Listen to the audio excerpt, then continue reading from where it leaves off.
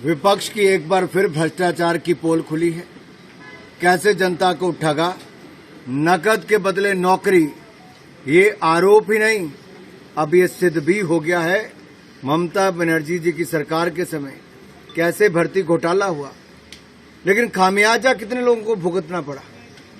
लाखों लोगों के साथ भेदभाव हुआ, भ्रष्टाचार हुआ, भाई भतीजावाद हुआ, और अब कोर्ट ने निर्णय दिया है कि 25,753 लोगों की उन नौकरियों को निरस्त किया जाए। कितना ठगा हुआ महसूस कर रहे होंगे अपने आप को। और ये पार्टियां कहती हैं कि ये जो सपने देखते हैं कि सत्ता में आएंगे तो रोजगार देंगे, सरकारी नौकरी देंगे, ये भ्रष्टाचार यही नहीं।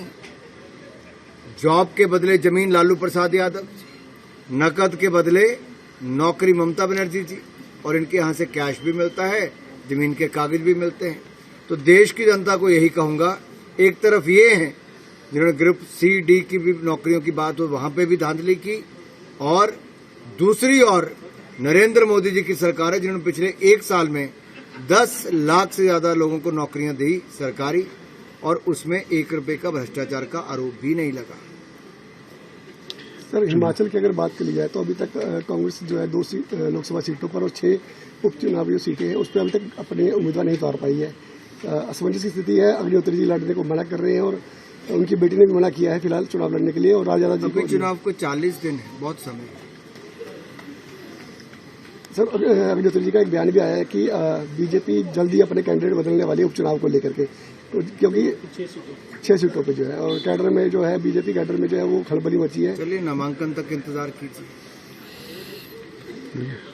और सर, राहुल गांधी जी का भी एक बयान आया है कि जो पहले चरण में चुनाव हुए हैं उसको लेकर बीजेपी घबरा गई है और जनता मुद्दों को लेकर के वोट डाली, इस तरह के बयान आ रहे हैं। घबराना वो होता है जो अमेठी सीट को छोड़कर वायनाड पहुंच जाए और फिर वहां जाकर उत्तर भारतीयों को अपशब्द कहें।